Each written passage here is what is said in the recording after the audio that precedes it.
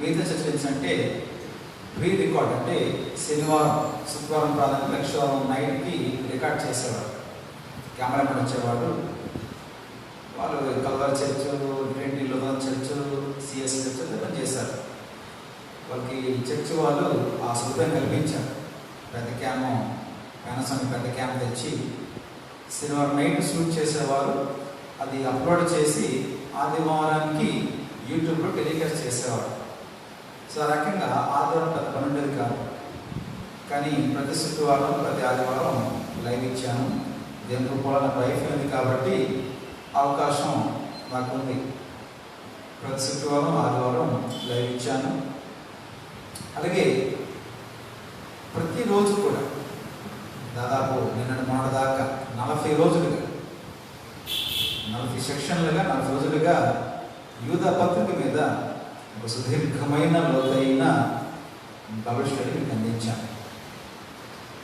మీరు చాలామంది చూశారు, ఒక స్పందించారు, పూర్తిగా స్పందించారు.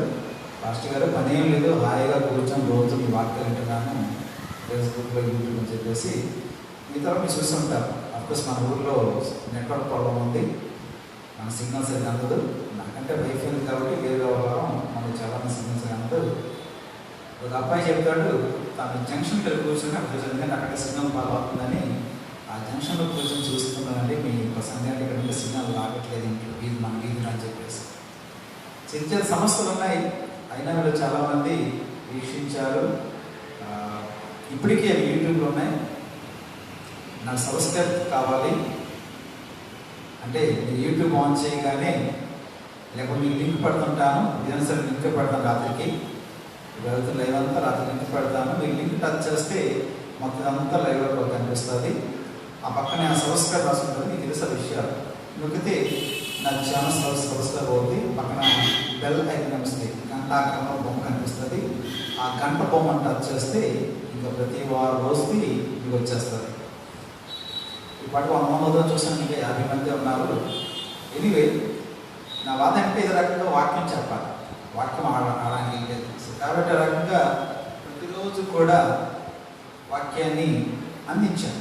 దర్శకమైతే వచ్చేదన్నా కూడా అలాంటి ప్రయత్నం ఏదో చేయడానికి ప్రయత్నం చేస్తాను. జూలై నెల నుంచి ఇంకా మనం ఇంకా ఫుల్గా బయట రావాలి, ఇంకా మనం లాక్డౌన్లోనే ఉన్నాం. సో కాబట్టి వచ్చే జూలై నుంచి కూడా అలాంటి ఏదైనా భవిష్యత్తు ఇవ్వడానికి ప్రయత్నం చేస్తాను. సాధారణంగా నాకు తెలిసి ఎగ్జిక్యూటివ్ ప్రకారంగా ఒక ఆధారం మనం ఓపెన్ చేయాలి, మిగతా వార ప్రాంతంలో ఓపెన్ చేయకూడదు. ఆల్రెడీ సంఘటన నుంచి ఇద్దరు నాకు ఫోన్ చేశారు ఎగ్జిక్యూటివ్ వాళ్ళ నుంచి, ఎందుకంటే అప్పుడే వద్దు అన్నట్టుగా. సో అందుకని ఈ కార్యక్రమం పెట్టలేదు. బుధవారం అంటే ఎక్కువ మంది ఉన్నాం, లెక్కేసుకుంటే ఒక 500 ఉన్నాం, 500 ఉన్నారు. నన్ను నాతో కలుపుకుంటే 6 మంది, వదిలిపెడితే 500 ఉన్నారు. ఎక్కువ మంది అంటే ఎక్కువ ఫ్లోట్ లేదు. శుక్రవారం కోసం ప్రయత్నం చేస్తాను, మొత్తం అన్ని ఏర్పాటు చేసి ఉంచాను. ఎక్కువ ఫ్లోట్ లేకుండా డిస్టెన్స్ పాటించి. నేనైతే వ్యక్తిగతంగా నాకు భయం అంటే జ్వరం వస్తారు, సంఘం చెడ్డకు వస్తుంది, ఇంకా నా భయం అలా చెప్పాను. చర్చికి బ్యాడ్ నేమ్ రాకూడదు. సో కాబట్టి అందుకని నా శాయశక్తిగా డిస్టెన్స్ పెట్టడానికి ప్రయత్నం చేస్తున్నాను. సో వచ్చే వాళ్ళు దయచేసి అనుకోమాకండి, వచ్చిన తప్పకుండా మాస్క్ వేసుకోండి. ఒక వారానికి అనుకోకుండా జరుగుతున్నా ఖచ్చితంగా మీరు చర్చలో బట్టలు పెట్టినప్పుడు ఖచ్చితంగా మీ మొహాన్ని మాస్క్ ఉండేలా చూసుకోండి. ఎందుకంటే నాకు ఉంటాం కాబట్టి మాటలు కుంపర్లు దొరికే అవకాశం ఉంది. చెప్పలేము అంటే నాకు ఉందని నేను చెప్పుకోవట్లేదు, నేను చెప్పే నా లోపల ఏముందో నాకు మీకు తెలియదు కదా. నేను మాట్లాడినప్పుడు నా కుంపలు ఎందుకంటే నేను చేతిలో భయపడుతున్నా.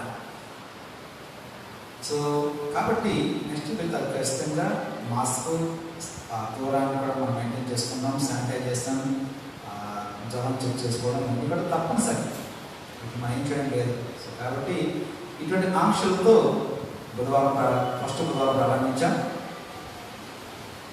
వచ్చే వారం నుంచి ఇంకా మిగతా కూడా ఏడాది ఆశపడుతున్నాను. అలాగే శుక్రవారం కూడా అటువంటి అంటే కఠినమైన నిబంధనతోనే ప్రయత్నం చేస్తున్నాం. ఆధారం కూడా అప్పుడు కూడా పాయింట్ చేయాలంటే ఆధారం కూడా ముసలాలను బయటపెట్టాం, గర్భిణీలు బయటపెట్టాం, చిన్నపిల్లలను బయటపెట్టాం, కేవలం ఆరోగ్యం వాళ్ళని మనం రానిచ్చాం. సో ఆధారం కూడా చాలా కఠినంగా జరిగిస్తున్నాను. టైం ఎక్కువైందని మీరు నిందిస్తే మీరు యూట్యూబ్లోకి వెళ్ళి గత ఆదివారం క్లిక్ చేస్తే యూట్యూబ్లోకి వెళ్ళి గత ఆదివారం ఆరాధనంతా యూట్యూబ్లో లైవ్లో ఉంది. ఇది చూస్తే 1:50 మాత్రమే ఆరాధన జరిగింది. ఇందుకు మధ్యలో కొందరు నాకు ఫోన్ చేసి ఆరాధన సమయం దాటిపోయిందని ఫిర్యాదు చేశారు. గమనించండి, నేను యూట్యూబ్లో అన్ని చూస్తే 1:50 ఆరాధన 2 గంటలు దాటుతుంది. అలాంటి 1:50 మాత్రమే ఆరాధన. అందులో నేను చెప్పిన వాక్యాన్ని చూసుకుంటే నేను కరెక్ట్గా గంట చెప్పే వ్యక్తిని 30 గంట ఎంతో వాక్యం చెప్పినంత వరకు ఇంక అట్లా ఇంటికి లేదు కాబట్టి 1:50 ఆలోచించింది. కాకపోతే స్టార్ట్ చేయడం నేను లేట్ అయింది, ఎందుకంటే నేను లోపల రావడం కాస్త ఆలస్యమైంది. 10:15 దాకా మొదలుపెట్టాను. సో అది కూడా నేను చాలా కఠినంగా పాటిస్తున్న సమయాన్ని. మీ ఆరోగ్యం నాకు ముఖ్యం, సంఘానికి చెడ్డ పేరు రాకూడదు నా ప్రాథమికమైన గురి. సో ఈ అంశంతోనే ప్రారంభిస్తున్నాను. ఒకసారి లాక్డౌన్లో మీరు చూపిన ప్రేమకు, సహాయానికి, ఆదరణకు ఉన్నారు. పురుషుల ప్రార్థనలో 3 జ్ఞాపకం చేసుకుంటున్నాను. వాళ్ళ పురుషులే. జకరయ్య గారు డైలీ కాకపోయినా అపదార్థ పండుగ పురుషుల ప్రార్థనకి వచ్చేవారు. బుజ్జి గారు, పెద్ద బుజ్జి గారు వాళ్ళ తమ్ముడితో కలిసి అదే సేవలు తీసుకోవాలి. ఏ బుధవారం తీసుకోవాలి. ఆయన బాప్తిని తీసుకున్న దగ్గర నుంచి అంతకు నుంచి కూడా వారు ఏ బుధవారం తీసుకోలేదు. ముఖ్యంగా బాప్తిని దగ్గర నుంచి ఈ సంవత్సరం అంతా కంప్లీట్ అటెండెన్స్ అయింది. పెద్ద బుజ్జి గారు మరి కాస్త అంటే నేను చెప్పే సబ్జెక్ట్ అర్థమయ్యేది కాదు, ఎందుకంటే మనం ముందుకు వెళ్ళిపోయి ఇంకా మనం అంటారు కాబట్టి అర్థమయ్యేది కాదు. అయినా చక్కొచ్చి కూర్చొని మనకు సాహసించారు. సో వాళ్ళని మనం కోరుకుంటున్నాం. నాన్నగారు నాన్న సీట్లు తీసుకున్నారు ఈరోజు. ఆ సీట్ అయింది, కాకపోతే చైర్లో దూరం ఉండడం వల్ల నాకు ఆ లోడ్ తెలిసాలి. అదే పాతకాలపు సిట్టింగ్ అయ్యింటే ఇప్పుడు నేను మాట్లాడడం కష్టం అయ్యిండేది. అందుకని ఇంకా చైర్ అలాగా నన్ను ఆయన బుక్ చేసి ఉండేది. సో అది ఇప్పటికీ అంటే బయట ఇప్పటికీ నేను తట్టుకోలేను వ్యవహారం. రాత్రులు ఇప్పటికీ నేను ఆ మంచాన్ని చూసి రోజు బాధపడుతుంటాను. ఆ పరిస్థితి నాది.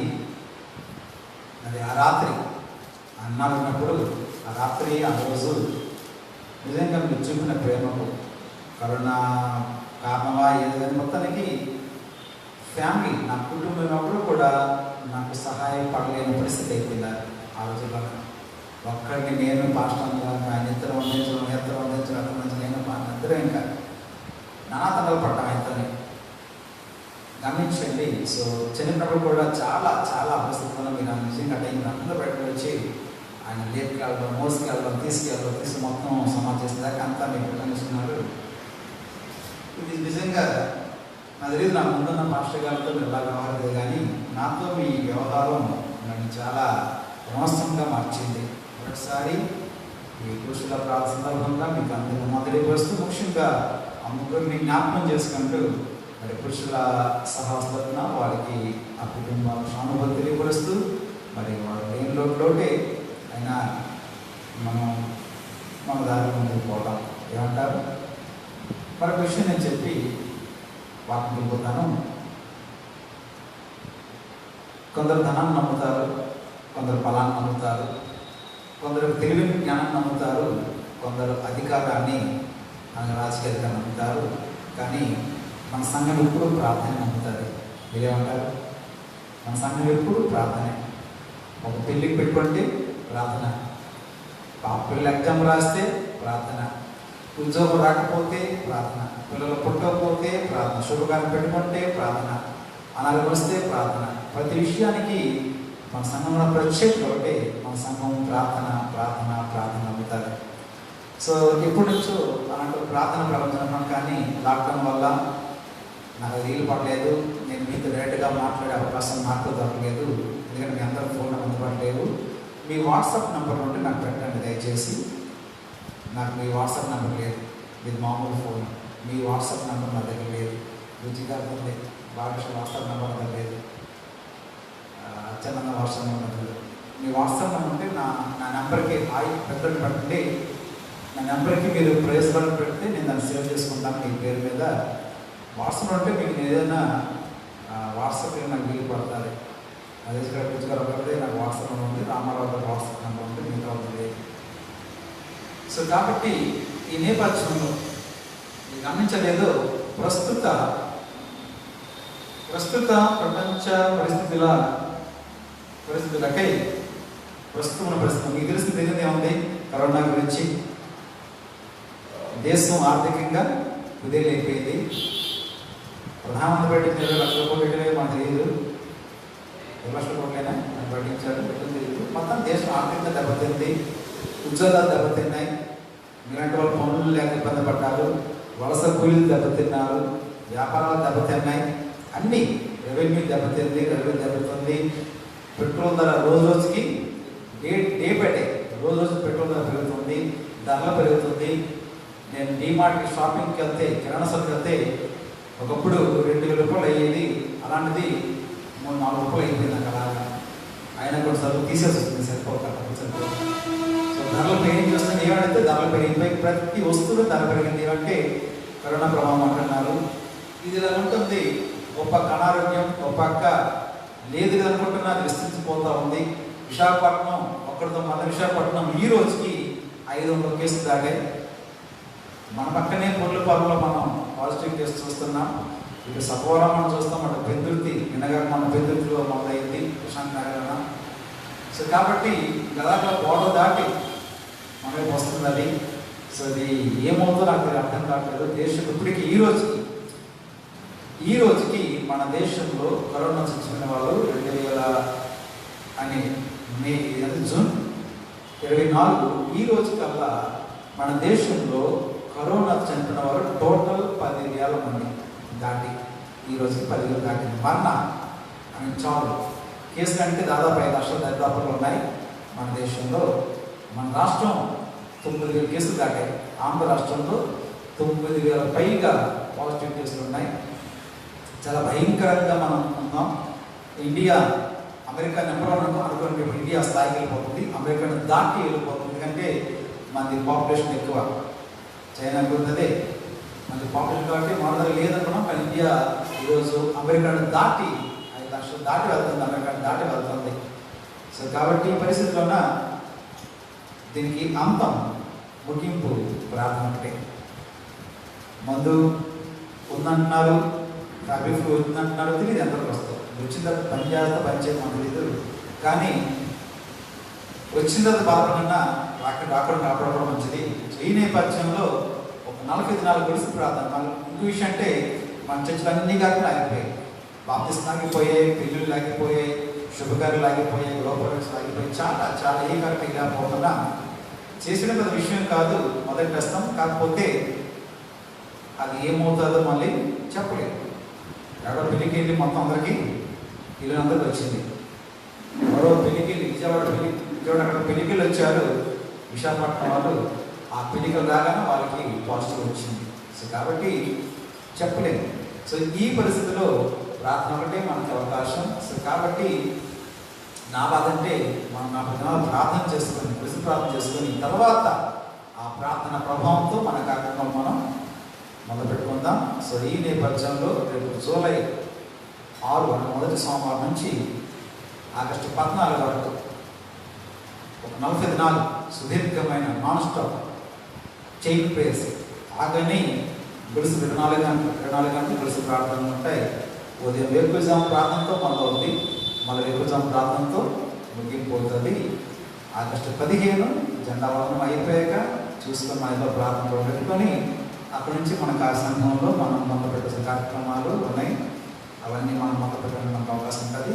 సాతానికి చూడప్పుడు ఉంటుంది, ఎందుకంటే మనం ప్రార్థనతో ప్రారంభిస్తున్నాం కాబట్టి. సో ఈ విషయంలో మీరు సహకరిస్తే ఆశపడుతున్నాను. సో మీకు వీలైన మిమ్మల్ని ఇబ్బంది పెట్టడం, బలం చేయను, నడవచ్చు రెండే బలం చేయను, మీకు వీళ్ళ సమయం చర్చిలో కావచ్చు, లేక మీ ఇంట్లో కావచ్చు, కుటుంబంగా ఒకవేళ రాజుగారు శర్మ కుటుంబంగా, లేక మీరు కుటుంబంగా, లేకపోతే బుజ్జి గారు, సరిజమ్మ గారు, వారి పిల్లలు కుటుంబంగా, ఈశ్వర మేరు గారు కుటుంబం ఒకవేళ చర్చిలో మీరు రావాలంటే కుటుంబముగా ఈ టైం మేము ప్రార్థన చేస్తామని మీరు కేటాయించుకుంటే ఆ టైం మీరు రాసుకోండి, మీ పేరు రాసి ఉంచండి. ఆ టైంలో ఖచ్చితంగా మీ ప్రేయర్ ఫండ్స్ ఇస్తాను. నేను ఇది అయిపోయాక ఆదివారంలో మీ ప్రేయర్ ఫండ్స్ ఇస్తాను. ఆ ప్రార్థన అంశాలు మనం ప్రార్థన చేద్దాం, చేసుకుందాం. 2వ దినవృత్తాంతం గ్రంథం 20వ అధ్యాయము 12వ వచనం. 2వ దినవృత్తాంతము 20వ అధ్యాయము 12వ వచనం చదువుతాను, గమనించండి. 20:12 క్షమించారు. 2వ దినవృత్తాంతంలో 20:12 మా దేవ, నీవు వారికి తీర్పు తీర్చవా? మా మీదికి వచ్చు ఈ గొప్ప సైన్యముతో యుద్ధము చేయుటకు మాకు శక్తి చాలదు, ఏమి చేయుటకును మాకు తోచదు, నీవే మాకు దిక్కు అని ప్రార్థన చేశాను. ఈ ప్రార్థన చేసిన వ్యక్తి పేరు యెహోషాపాతు. ఈయన యూదా రాజు. ఏమైందంటే అధ్యాయం ప్రారంభంలో మనం చూస్తాం. అధ్యాయం ప్రారంభం ఏం చూస్తుంటే ఇది అయిన తర్వాత మోయాబీయులను, అమ్మోనీయులను, మెయోనీయుల్లో కొందరును దండెత్తి యెహోషాపాతు మీదకి వచ్చింది. 3 సైన్యాలు 3 వైపుల నుంచి యెహోషాపాతును కమ్మేశాయి. ఓ పక్క మోయాబీయులు, మరో ప్రక్క అమ్మోనీయులు, మరో ప్రక్క మెయోనీయులు. గమనించండి, వీరందరూ కూడా అంటాడు సిరియన్ల తరపు నుంచి ఒక గొప్ప సైన్యంగా వాళ్ళు బయలుదేరొచ్చారు యెహోషాపాతుని మట్టు పెట్టడానికి. ఒక గొప్ప సైన్యం. అయితే యెహోషాపాతుకు కబురు చెప్తాయ్యా, సముద్రం వైపు నుంచి చూస్తున్నాను, సిరియన్ల వైపు నుంచి ఒక గొప్ప సైన్యం, హెవీ ఆర్మీ మన దండత వస్తుంది, యుద్ధంకి వస్తున్నారు, ఇప్పుడు మన పరిస్థితి ఏంటి అని అన్నప్పుడు గమనించండి. ఎప్పుడైతే సమాధానం వచ్చారో బైబిల్ చెప్తుంది, ఎప్పుడైతే సమాధానం వచ్చిందో యెహోషాపాతు అద్భుతం మాట చెప్పిన 3వ వచనంలోన యెహోషాపాతు భయపడి యెహోవా యొద్ద విచారించకు మనస్సు నిలుపుకొని యూదా యందంతటా ఉపవాస దినము ఆచరింపాలని చాటింపగా యూదా వారు యెహోవా సహాయమును వేడుకుంటకే కూడికొనిరి. ఎప్పుడైతే ఈ యుద్ధ సమాచారం వచ్చిందో, ఓ గొప్ప సైన్యము మన మీదకి దండెత్తి వస్తుంది అన్న కబురు విన్నాడు. వెంటనే యెహోషాపాతు చెప్తుంది, యెహోషాపాతు యెహోవా యొద్ద విచారించకు మనస్సు నిలుపుకున్నవాడే యూదా యందంతటా ఉపవాసాన్ని చాటింపవేయగా అందరూ కూడా దేవుణ్ణి ప్రార్థన చేయడానికి, యెహోవా సహాయాన్ని వేడుకోవడానికి వారందరూ కదిలొచ్చారు. అందరూ ఉపవాసం ఉండి పిల్ల పెద్దలు చూస్తే అక్కడ పాలు తాగే పసిపిల్ల మొదలుపెట్టి పండురుతుల దాకా వారందరూ చోట కూడి ఎలుగెత్తి ప్రార్థన చేస్తున్నారు. ఆ ప్రార్థన చదువుకున్నాం. వారు ఎలుగెత్తి ఏం ప్రార్థన అంటే, అయ్యా ఇంత గొప్ప సైన్యాన్ని ఎదురడానికి మా శక్తి చాలదు, ఏమి చెయ్యాలో మాకు అర్థంగా చావట్లేదు, నీవే మాకు దిక్కు అని వారు ప్రార్థన చేయడం ప్రారంభించారు. ప్రశ్న ఒకసారి ఆలోచిద్దాం. నిజంగా యెహోషాపాతు దగ్గర అంత చేతకాని వాడా? యెహోషాపాతు అంత చేతకాని వాడిగా రాజు అయ్యాడా? ప్రార్థన ఏంటి? ఇంత గొప్ప సైన్యాన్ని ఎదుర్కోవడానికి మాకు శక్తి సరిపోదు, మా బలము సరిపోదు, మా ధైర్యం సరిపోవట్లేదు, మాకు ధైర్యం సరిపోవట్లేదు, ఏమి చేయాలో మాకు అర్థం కావట్లేదు, దేవా నువ్వే నాకు దిక్కు. మళ్ళా ప్రశ్న, నిజంగా యెహోషాపాతుకి అంత చేతకాని వాడా? అసలు యెహోషాపాతున్న సైన్యం బలగాన్ని మనం చూద్దాం ఒకసారి. చాలా ఇంట్రెస్టింగ్ ఉంటుంది ఈ మాట. అసలు యెహోషాపాతుకున్న బలాలు ఏంటి? ఈరోజు మనం ఏం చూస్తున్నాం చెప్పండి? తాజాగా మనం ఏం చూస్తున్నాం? ఇండో చైనా బార్డర్లో, ఇండియా చైనా బార్డర్లో మనం ఏం చూసుకుంటున్నాం? మా సైన్యం ఎంత అంటే మా సైన్యం ఎంత, మా బలం ఎంత అంటే మా బలం ఎంత, మా దగ్గర ఇన్ని ఆయుధాలు అంటే మా దగ్గర ఇన్ని ఆయుధాలు ఉన్నాయి, మా దగ్గర ఇలాంటి ఆయుధాలు అంటే మా దగ్గర ఇలాంటి ఆయుధాలు ఉన్నాయి, మాకు పలానా దేశాలు మాకు సపోర్ట్ అంటే మాకు కొన్ని పలానా దేశాలు సపోర్ట్. సాధారణంగా ఒక యుద్ధ వాతావరణంలో నేడు మనం చూస్తున్నాం, ఇండో చైనా బార్డర్ చూస్తున్నాం. ఒక యుద్ధం వచ్చినప్పుడు సాధారణంగా 2 దేశాల వారు యుద్ధం చేసే ముందు తమ బలాల్ని ప్రదర్శించుకుంటారు. మీకెంత బలం ఉంది, మాకెంత బలం ఉంది, మీకెంత బలం ఉంది, మాకెంత బలం ఉంది, మీకెంత ఆరోగ్యం ఉంది, మాకెంత ఆరోగ్యం ఉంది, మీరెంత మేమెంత అని తమ బలాల్ని ప్రదర్శించుకుంటారు. ఆ రకంగా చైనా వాళ్ళు ట్యాంకర్లు పడితే ఇండియాలో మన ట్యాంకర్ని తీసుకెళ్లారు. చైనా వాళ్ళు విమానం తెస్తే మన విమానం తీసుకెళ్లారు. చైనా వాళ్ళు సైన్యం తెస్తే మన సైన్యం తీసుకెళ్లారు. బలాలు వాళ్ళు ప్రదర్శించుకుంటారు. ఇది సహజం. అంత బలం లేకపోతే వాళ్ళు రారు. అందువల్ల మనం యుద్ధానికి వెళ్ళాం. వెంటనే రాజీ పడిపోతే లేకపోతే ఒప్పేసుకుంటాం. ఈరోజు యోషాపాతు చేతెత్తేస్తాడు. చేతెత్తేసి అయ్యా మా వల్ల కాదు, మేము చేయలేము, ఇంతవల్ల మా చేతకాని పరిస్థితి అని అంటున్నాడే.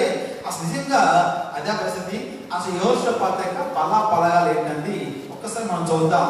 ఒక తిరగండి, మనం 17 చూద్దాం. 17వ అధ్యాయం 17వ అధ్యాయము 11 చూద్దాం. రైట్, 17వ అధ్యాయము 11 చూద్దాం. ఏమంటాడు?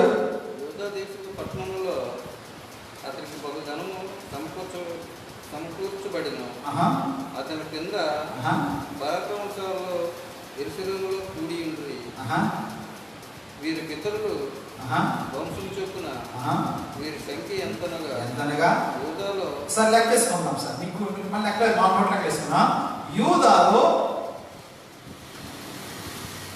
యూదాలో సహస్రాధిపతైన వారు కదా అయ్యా, యూదాలో సహస్రాధిపతైన వారికి ప్రధానుడకు అద్నా యొద్ద ఎంత 3 లక్షల మంది పరాక్రమస్తులు ఉన్నారు. మైండ్ పెట్టుకోండి, మళ్ళీ లెక్కేసుకుందాం. నెక్స్ట్ 10వ వచనం. రెండవ వాడు యెహోవాను అను అధిపతికి 2,80,000. టోటల్ ఎంత అయింది? 3 లక్షలు 5,80,000 కదా. కింద రండి. 16. మూడో వాడు జిక్రీ కుమారుడైన యెహోవాకు తన్ను తాను మనకు సమర్పించుకున్న అమస్య అతని యొద్ద 2 లక్షల ఎంతైంది? ఇప్పుడు 7,80,000. 7,80,000. కింద రండి. 17వ వచనం. బెన్యామీలలో ఎలియాదా అను పరాక్రమశాలుడును వీని యొద్ద వింటిని కేడును పట్టుకున్న వారు 2 లక్షల మంది ఉన్నారు. ఎంతైంది? 9,80,000. 18.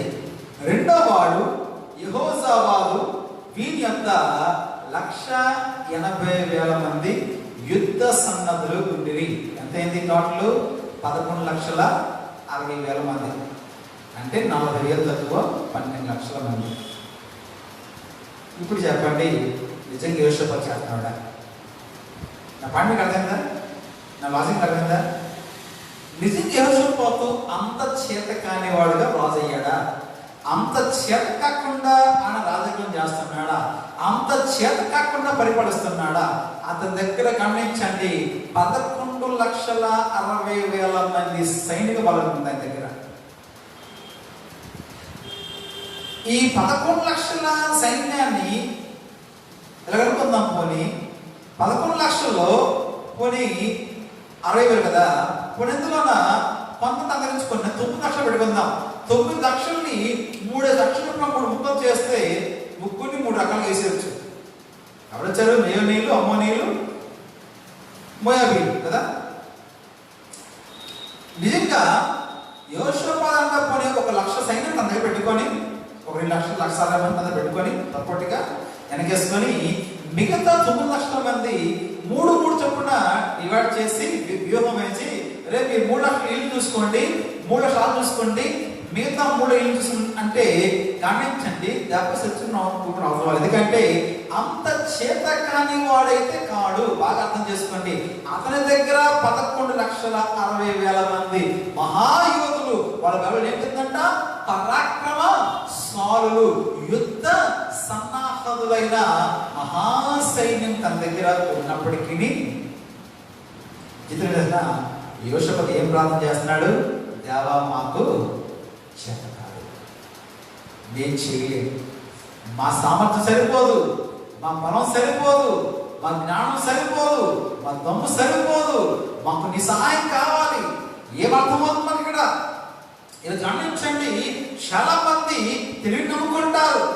నా తెలివిని ఎవరు లేడు, నేను నా తెలివితేటలతో సాధించేస్తాను కొందరు అనుకుంటారు. భ్రమ.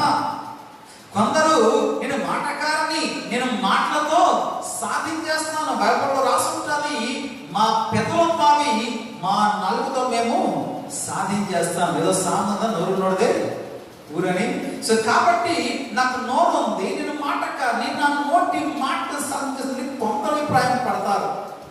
ఎందుకంటారు, నాకు అధికారం ఉంది, నాకు అధికారం ఉంది, ఎమ్మెల్యే మావాడు, ఎంపీ మావాడు, మినిస్టర్ గారు బంధువు, సీఎం గారు తెలిసినవాడు, లేకపోతే వాళ్ళ రాజకీయ నాయకుడు నాకు బాగా అనువైన వాడని తమకున్న అధికారాన్ని ఉపయోగించుకొని పర్లేదే అని తనకున్న అధికారం ఉపయోగించుకొని తాను తన ఇన్ఫ్లుయెన్స్ చూపించుకుని అనుకుంటాడు కొందరు.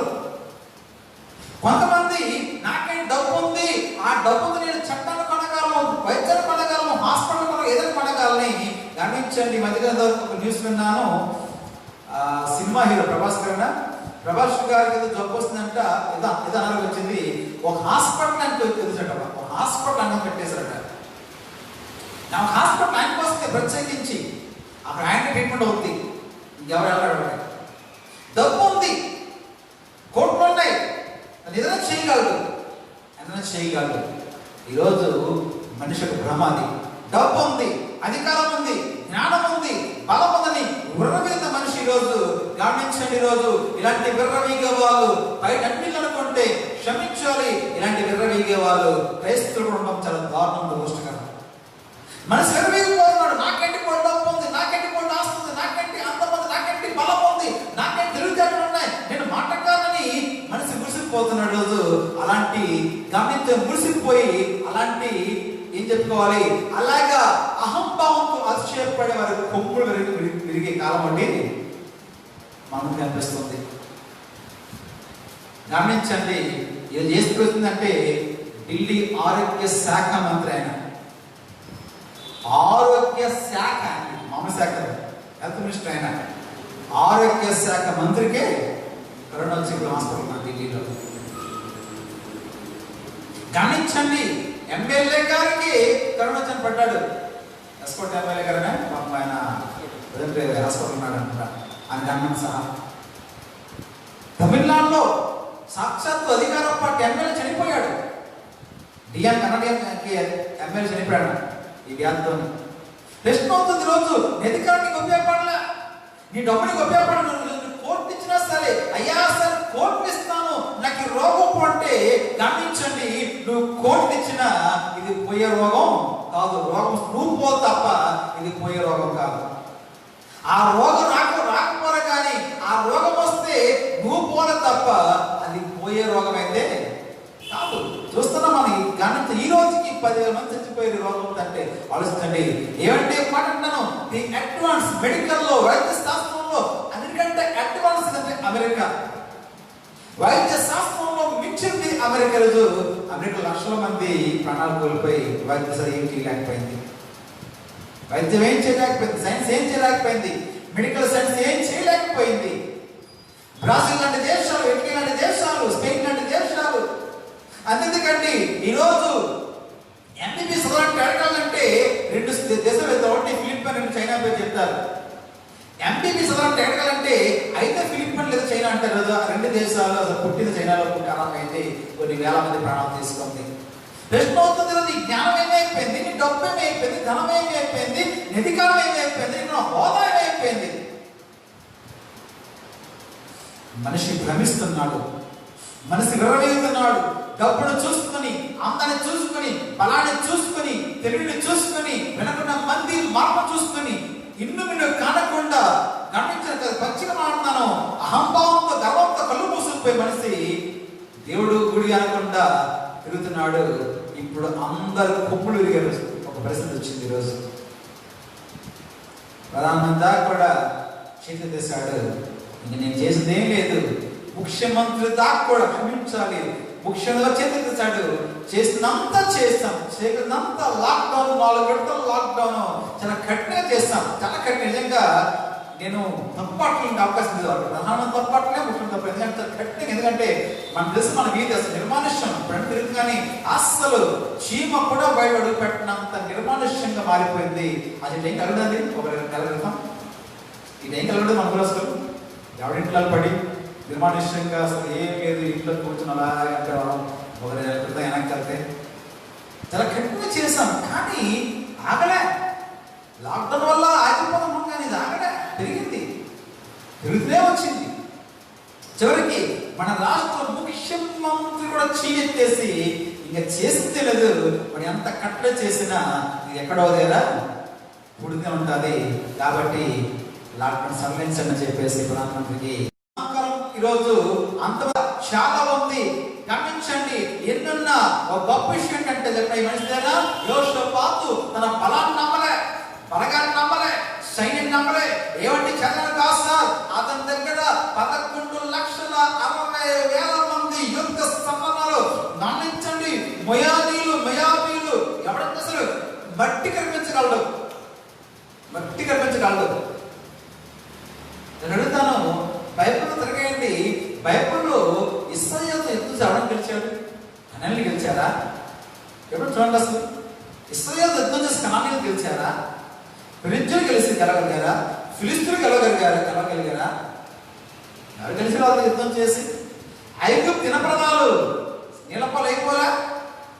కనానీయులు నినప్రదాలు 900 నినప్రదాలు అంట. గుర్తుందా మీకు? నేతృత్వం చెప్పాను సార్ మీకు. సిసేరా గమనించండి, బాలాక్ కాలంలో బాలాక్ నేర్చినప్పుడు సిసేరా దగ్గర 900 ఇనప్రదాలు ఉన్నాయంట. ఆయన దగ్గర అది ఇనప మీద తెచ్చిపోయాడు. సిసేరా ఇనప మీదకి తెచ్చాడు. ఇశ్రాయేలు యుద్ధం చేశాడు, గెలవలేడు. విషయం యోసేపు బాగా తెలుసు. హిస్టరీ చెప్తుంది, చరిత్ర చెప్తుంది, దేవుడి పనులు పెట్టుకుంటే ఎవడు కూడా బాగుపడతాడు. ఇది నేను కొత్తగా చెప్పే సిద్ధాంతం కాదు, నేను కొత్తగా చెప్పే బోధ కాదు. హిస్టరీ చెప్తుంది, చరిత్ర చెప్తుంది. దేవుని పనులతో ఎవడు పెట్టుకున్నా వాడు బట్టి కలాల్సిందే, వాడు బట్టి వాళ్ళు అవ్వాల్సిందే, వాడు సావాల్సిందే. నానవచ్చు, పెద్ద అధికారులు వచ్చి ఎవడకు కావాలా? దేవుడితో, దేవుని బిడ్డతో పెట్టుకుంటే వాడు మిగిలేది పాతాళమే. ఈరోజు యోసేపు తెలియదని తెలుసు. గమనించండి, తన దగ్గర ఉన్న 11 లక్షల బలాన్ని పంపిస్తే మనిషిని అడగలేదు. అయినా యోసేపు ఎక్కలేడా? అరే మన దగ్గర ఎంత సైన్యం చూడరా, 5 ఎన్ని ఉన్నాయి, డాళ్ళు ఎన్ని ఉన్నాయి, మన బలం ఏంటి, మన బలం ఏంటో చూపించిన వాళ్ళకి అని తన బలగాన్ని యోసేపు లెక్కలో తీసుకోలేదు. ఒక మాట చెప్తాను, దానికి ఒకసారి ఇలాంటి తప్పు చేశాడు. మీ బైబిల్లోనా దావీదు అతని సైనికుడు యోవాబు వద్దంటాడు. వద్దన్నా సరే వినకుండా తన సైన్యం లెక్క పెడతాడు దావీదు. తన దగ్గర ఎంత సైన్యం ఉందో అని దావీదు లెక్క పెడితే ఆ కారణం చేత ఇశ్రాయేలులో పెద్ద తెగులు పుట్టింది. ఆ తెగులుతో దావీదు ఎవరైనా కళ్ళంకొని బలిపెట్టి పెడితే తెగులు ఆగింది. గమనించండి, ఒక మాట చెప్పండి సార్, మన బలము మన డబ్బు కాదు, మన బలము మన తిరుగుగంట కాదు, మన బలము మన 10 మంది మాత్రం కాదు, మన బలము మన కులము, మన జాతం, మన మతము కాదు, మన బలము మన ఊరు కాదు, మన బలము రాజకీయం కాదు, మన బలము మన అధికారి కాదు, మన బలం అంతా మనం నమ్ముకున్న దేవుడు. ఏమంటారు? అవునా కాదు? మన బలమంతా మనం నమ్ముకున్న దేవుడు, మనం పూజించే దేవుడు, మన దేవుడు ఆయన. అందుకని కీర్తనకారుడు దావీదు బలం లేదా? దావీదు చెప్పన్నాడా? ఒంటి చేత సింహం చెప్పాడు కాదా? ఒంటి చేతితో ఎలుగుబంటి చెప్పాడు కాదా? ఒక రాయి తీసుకొని ఆకులు, ఒక రాయి 6 అడుగుల 6 మూరల సూర్యుడిని ఏ నేత కానీ దూరం ఎత్తైన పల్లె పొందిన వాడిని గమనించండి. ఆఫ్టర్ ఒక రాయి పెట్టి పట్టుకొని మట్టిగా పెట్టిన వాడు దావీదు కదా. కానీ అంటే దావీదు నీ చక్క పాడిన పాట, యెహోవా నా బలమా అన్నాడు. నా బలం ఆయుధం కాదు, నా బలం నా భార్య కాదు, నా బలం నా ఉద్యోగం కాదు, దిగుడు రేపు ఉండలేకపోతుంది, నా బలం నా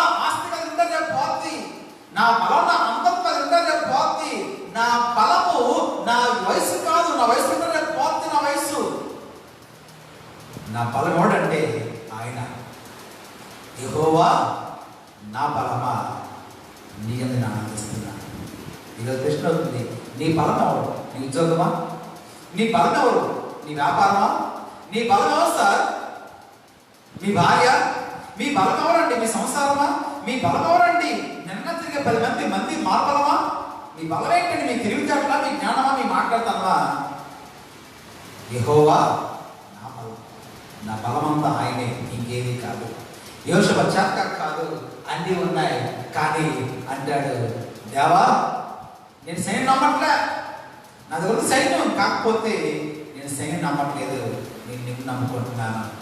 ఎంతగా ప్రార్థన, తన దగ్గర అంత సైన్యం ఉన్నా ఎంత అద్భుతం ప్రార్థన చేస్తున్నాడు. దేవా మేము చేత కానివారు, చేత కానివారు. బైబిల్లో ప్రశ్న మాట్లాడి చేతులెత్తి ప్రార్థన చేయమంటారు. దశ మీ బైబిల్లో చేతులెత్తి ప్రార్థన చేయమంటారు. చేతులెత్తి ఎత్తారు. అసలు మన అక్క అనుకోండి, చాలా మంది అలవాటు చేతి ప్రార్థన, చేతి పైకి ప్రార్థన చేస్తారు. చేతి ఎత్తి పైకి ఎత్తాలి. చేతి పైకి ఎత్తడం ఉద్దేశం ఏంటి? హ్యాట్స్ ఆఫ్ అన్న చేతి పైకి ఎత్తాలి. ఎందుకు మనం చేతి పైకి ఎత్తాలి? గమనించండి, చేతులు ఎత్తుకంటే ఎదుటివాడికి లొంగిపోవడం, అంతేనా? చేతి పైకి అర్థం ఏంటి? లొంగిపోవడం. ఈరోజు ప్రధానమంత్రి చేతి పైకి ఎత్తిన అర్థం ఏంటి?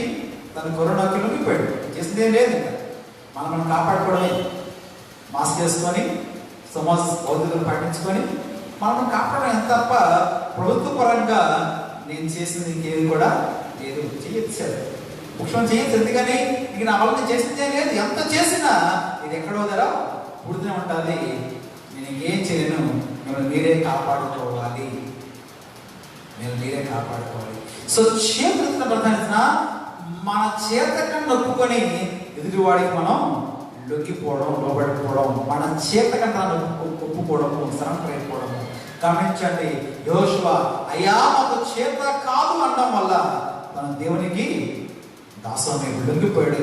ఇంకా ఏం చేసినా నువ్వే చేయాలి.